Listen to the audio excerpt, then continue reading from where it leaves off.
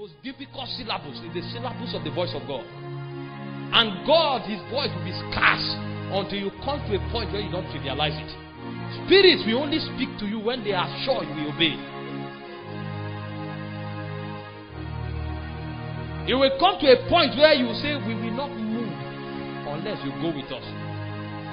You will not take any decision unless he speaks. I was talking to a sister today, and I was explaining some of these things to her.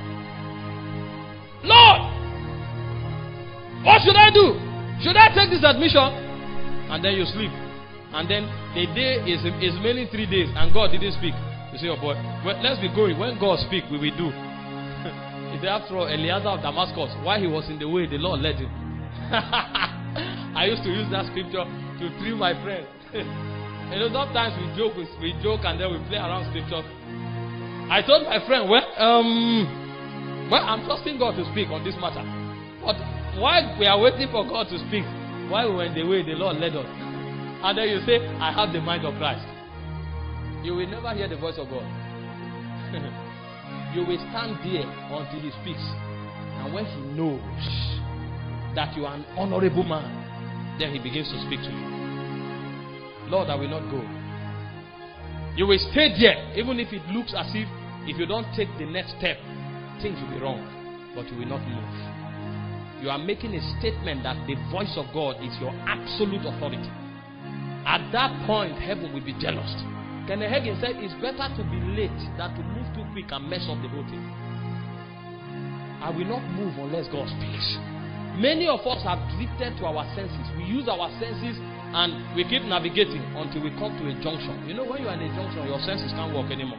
It's either left or right. You know, the world is a very big puzzle. You can go like this, you are still moving. But when you come to, Lord, who do I marry? That one, it's hard. You can't use your senses anymore. Then you now see them walking up and down. This prophet come, the kind of prophet. Then you see people line up from here.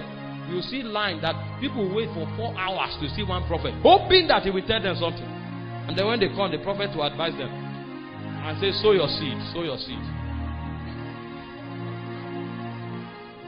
Don't move until God speaks. It is the secret of great men. Listen to them. The secret of men is hid in their stories. When you hear it, you will discover they never moved until God spoke. You will hear they say, God told me. God told me.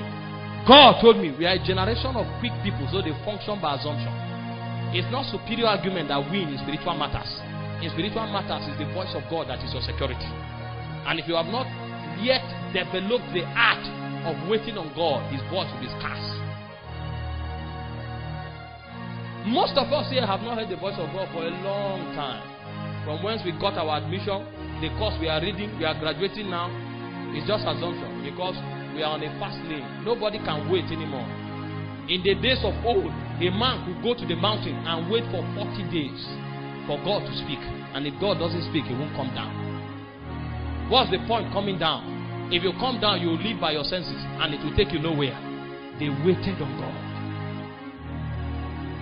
That's the life of Moses. You see, most times, if I want to explore a doctrine, I just look at the life of somebody. Because their lives are revelatory pathways into mysteries in the spiritual. In Exodus chapter 3 verse 1 to 19, you see where God gave Moses all the details. And even when Moses entered Egypt, he still depended on the voice of God to survive. What if he didn't wait in Horeb to hear God? When he encountered Pharaoh, Pharaoh rejected him. What would he have done? Then he will now come and start assuming, what do I tell Pharaoh in the morning? What do I tell Pharaoh in the evening? They would have cut his head and put on the charter. But when Pharaoh speaks, he will go back to God. It's not like Moses was daft. He didn't know what to say. There were many answers that came to mind. But when Pharaoh speaks, he goes back to God because he knows his safety.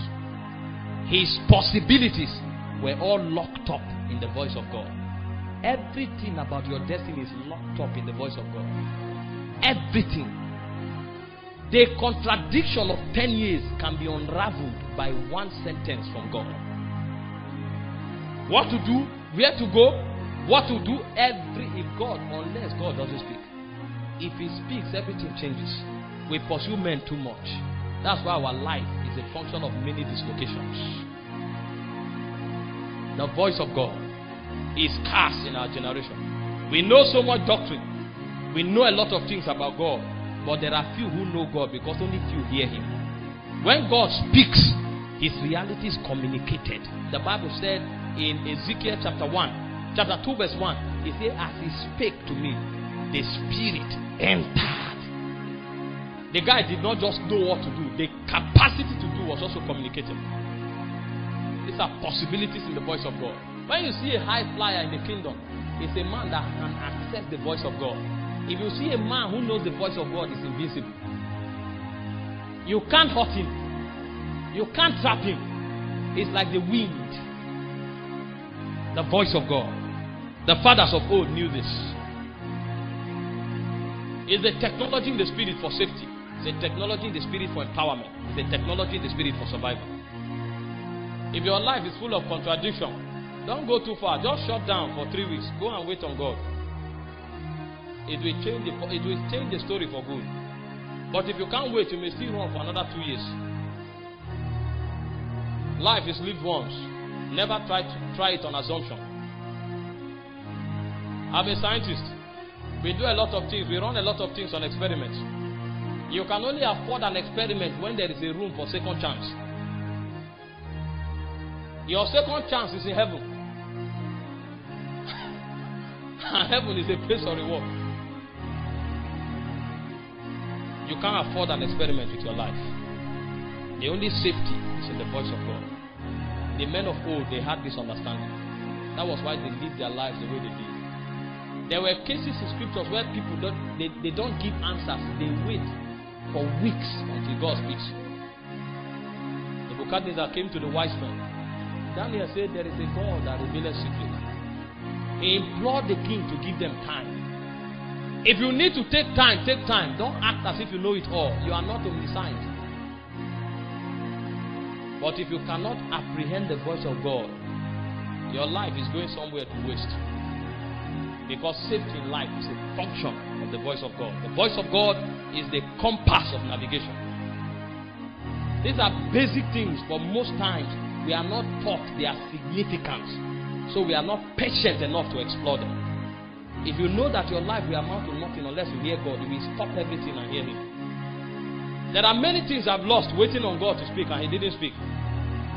But today I'm happy that I can apprehend the voice of God. Because when God begins to speak, there is a mystery in God that can cause you to overtake many times that were wasted.